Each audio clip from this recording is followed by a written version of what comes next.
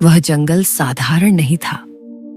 इसे लोग विषाक्त वन कहते थे। यहाँ की हवाओं में एक अजीब सा भारीपन था, जैसे हजारों वर्षों का दुख उन पेड़ों की शाखाओं में सिमट गया हो।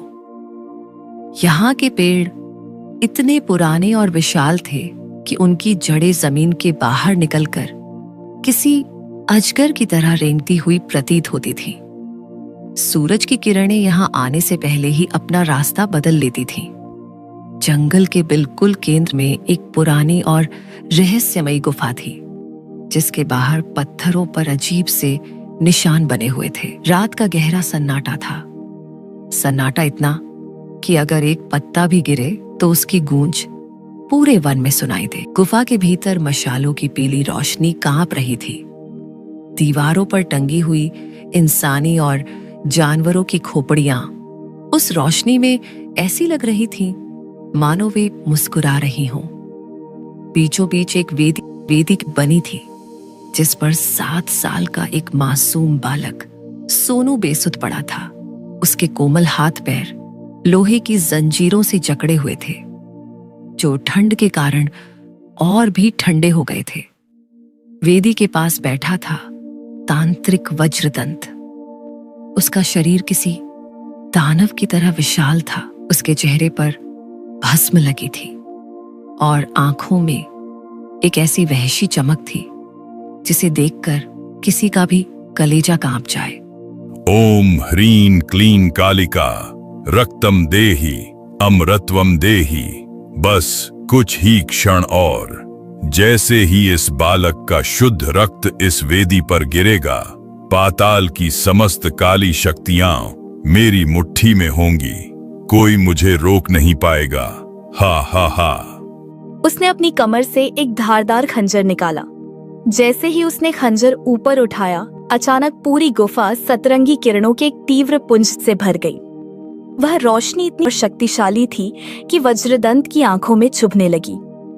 उस प्रकाश के केंद्र से महात्मा अघोरी प्रकट हुए। उनके चेहरे पर एक दिव्य शांति थी, लेकिन उनकी आंखों में अन्याय के प्रति एक ज्वालामुखी धधक रहा था। वज्रदंत, रुक जा। विनाश के इस मार्ग पर तूने बहुत से निर्दोषों की बलि दी है, पर अब और नहीं। तेरा पाप का घड़ा आज इसी क्षण लबालब भर चुका है। इस निर्दोष बालक को मुक्त कर दे, अन्यथा तेरा अंत ऐसा होगा जिसकी तूने कल्पना भी नहीं की होगी। हा हा हा हा। देखो तो कौन आया है। महात्मा अघोरी, तुझे क्या लगा अपनी इन सात्विक किरणों से तू मुझे डरा देगा? तूने अपनी कुटिया छोड़कर यहां आने का दुस्साहस कैसे किया? क्या तुझे अपनी मृत्यु की चिंता नहीं है? चला जा यहां से, इससे पहले कि मैं तेरी हड्डियों का उपयोग अपनी अगली साधना में करूं। वज्रदंत, मौत से वे डरते हैं जिन्होंने केवल बुराई की हो। तूने ब्रह्मांड के संतुलन को बिगाड़ने के लिए आसुरी शक्तियों का आह्वान किया है। तेरा जीवित रहना अब इस पावन धरती के लिए एक घातक खतरा बन गया है। मूर्ख साधु, तुझे क्या लगता है कि तू मुझे रोक पाएगा? तांत्रिक वज्रदंत को मारना तेरे जैसे किसी साधारण महात्मा के बस की बात ही नहीं है। चला जा यहां से, चला जा, वरना अपनी जान से हाथ धो बैठेगा। मेरी काली शक्तियां तुझे भस्म कर देंगी। बुराई की शक्ति चाहे कितनी भी विराट क्यों ना दिखे, वो सच्चाई और धर्म के प्रकाश के आगे कभी नहीं टिक सकती।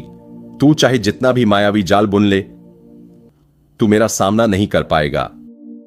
अगर ऐसी ही बात है तो ठीक है, अपनी इन सात्विक शक्तियों को मुझ पर आजमा कर देख ले।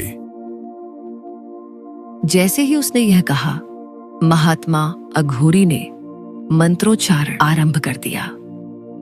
अगले ही पल उनकी आंखों से तेज सतरंगी किरणें निकलकर सीधे वज्रदंत के सीने पर पड़ी। गुफा में जोरदार धमाका हुआ, पत्थर गिरने लगे, लेकिन जब धुआं छटा तो वज्रदंत को खरोंच तक नहीं आई थी। वह सुरक्षित खड़ा मुस्कुरा रहा था। ये कैसे संभव है?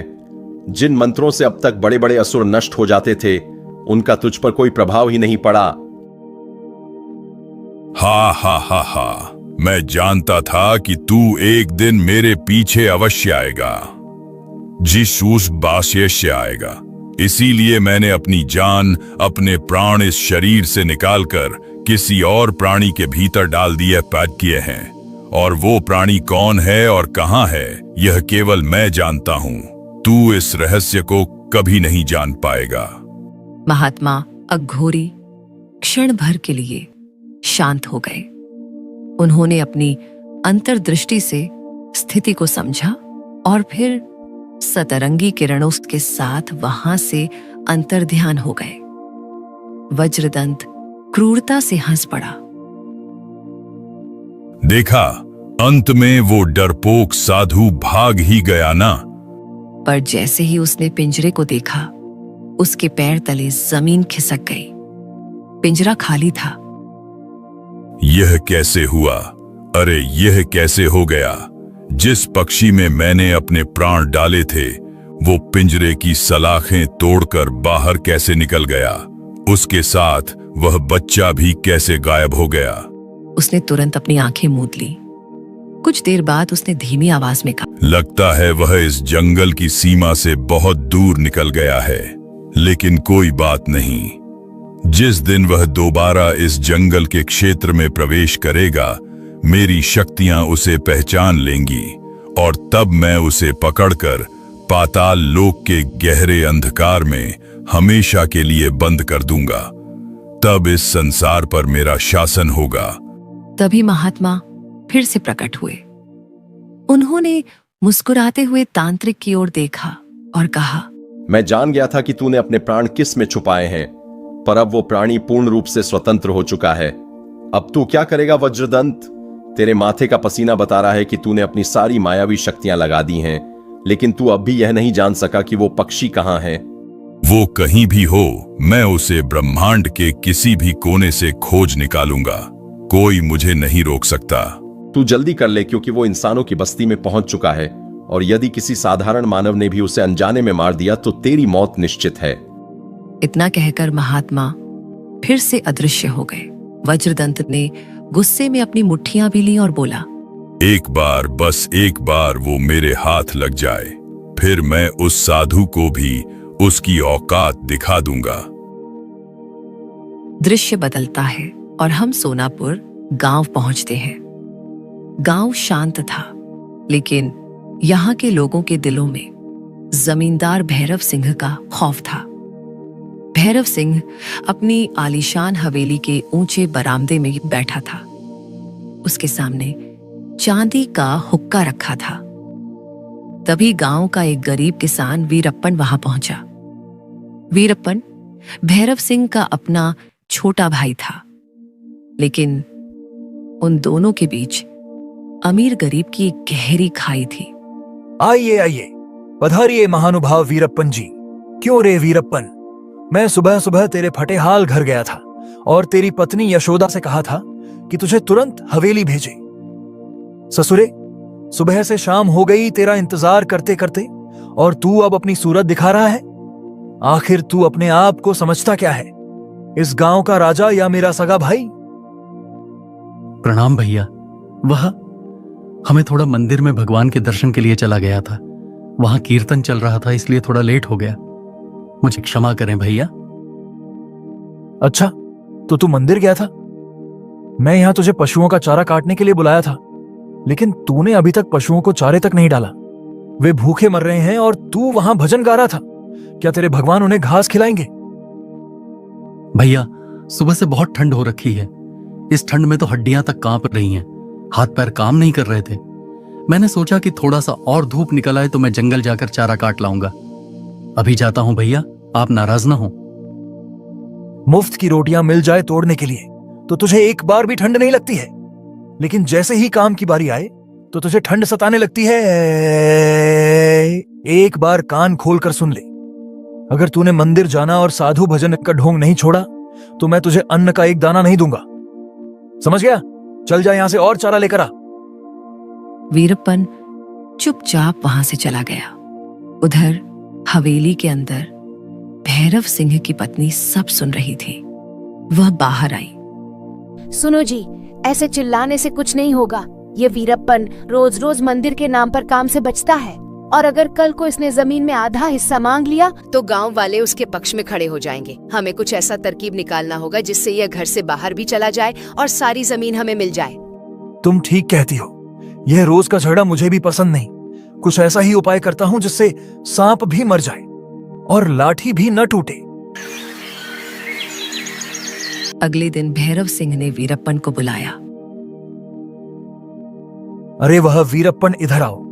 चल आज हमें खेल खेलते हैं। अगर तू उस खेल में हार जाता है तो तुझे इस घर से अपनी पत्नी के साथ जाना होगा, और अगर तू यह खेल जीतता है तो मैं अपनी पत्नी के साथ इस घर से बाहर जाऊंगा। भैया, आप मेरे बड़े हैं, मैं आपके साथ खेल कैसे खेल सकता हूं? डर मत, खेल बहुत आसान है। देख, यह मिट्टी का एक बड़ा घड़ा है। तुझे शाम ढलने से पहले इसे नदी से पानी लाकर पूरा भरना है। बस शर्त यही है। वीरप्पन मान गया, लेकिन वह नहीं जानता था कि भैरव सिंह ने घड़े की तली में एक छोटा सा छेद कर दिया था। वीरप्पन दौड़ दौड़ कर नदी से पानी लाता और घड़े में डालता, लेकिन पानी नीचे से निकल जाता। शाम हो गई, सूरज ढल गया, पर घड़ा नहीं भरा। यह क्या हो रहा है? मैं सुबह से पानी डाल रहा हूं, पर यह आधा भी नहीं भरा। लगता है हमें इस घर से जाना ही होगा। चलो भैया, शर्त के मुताबिक तुम ये शर्त हार चुके हो। चलो घर खाली करो और यहां से निकल जाओ। अपना ये झोपड़ी भी खाली करने के लिए तैयार हो जाओ। अब चल फूट यहां से। वीरप्पन ने बहुत मिन्नतें की, लेकिन भैरव ने उसे और यशोदा को धक्के मारकर घर से निकाल दिया। वीरप्पन पूरे गांव में घूमा, पर किसी ने मदद नहीं की। यशोदा, आज मुझे समझ आ गया कि गरीब का कोई दोस्त नहीं होता। लगता है अब हमें यह गांव छोड़ना ही होगा। निराश होकर वीरप्पन अपनी पत्नी को लेकर जंगल की सीमा पर बैठ गया। स्वामी, अब हम कहाँ जाएंगे? चारों ओर अंधेरा है। हिम्मत मत हारो यशोदा, इंसानों की इस बस्ती से तो जंगल की तन्हाई बेहतर है। चलो, हम जंगल में ही अपना बसेरा बनाएंगे। वे दोनों घने जंगल के अंदर चले गए।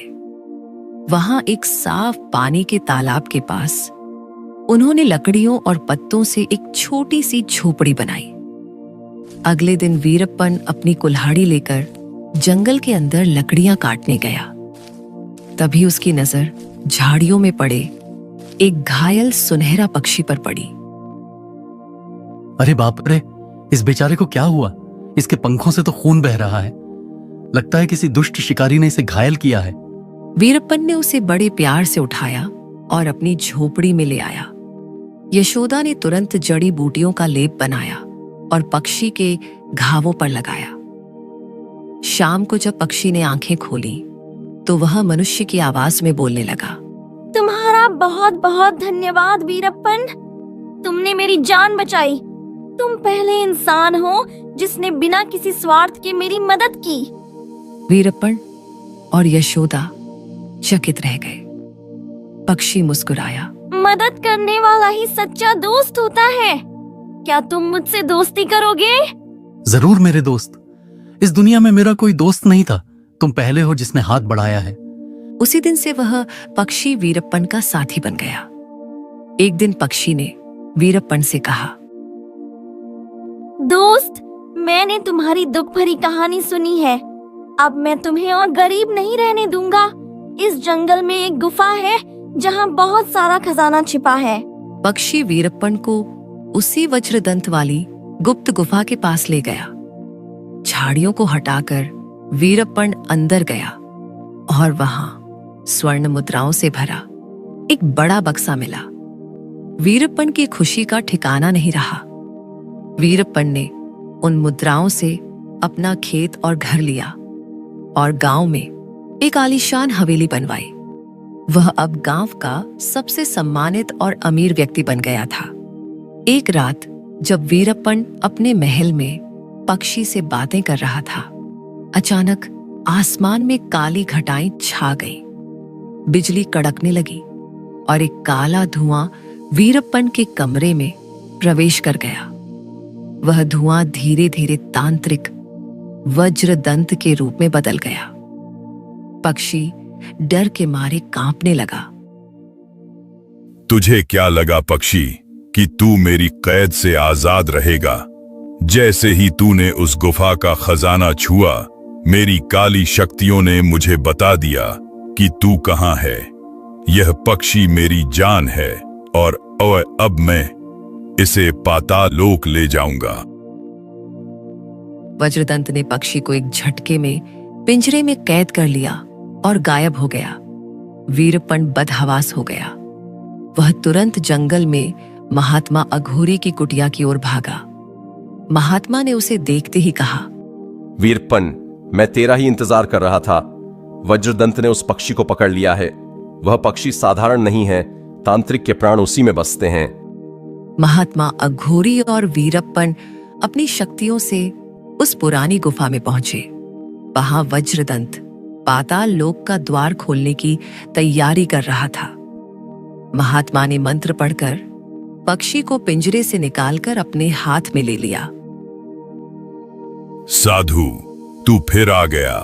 तू मेरे प्राणों के आधार को मुझसे नहीं छीन सकता। महात्मा ने वीरप्पन की ओर देखा और कहा, वीरप्पन, इस तांत्रिक को खत्म करने का एक ही तरीका है। मुझे इस पक्षी की गर्दन मरोड़नी होगी। जैसे ही यह मरेगा, वज्रदंत भी मर जाएगा। वीरप्पन के पैरों तले जमीन खिसक गई। नहीं महात्मा, ये मेरा दोस्त है। इसने मेरी जिंदगी बदली है।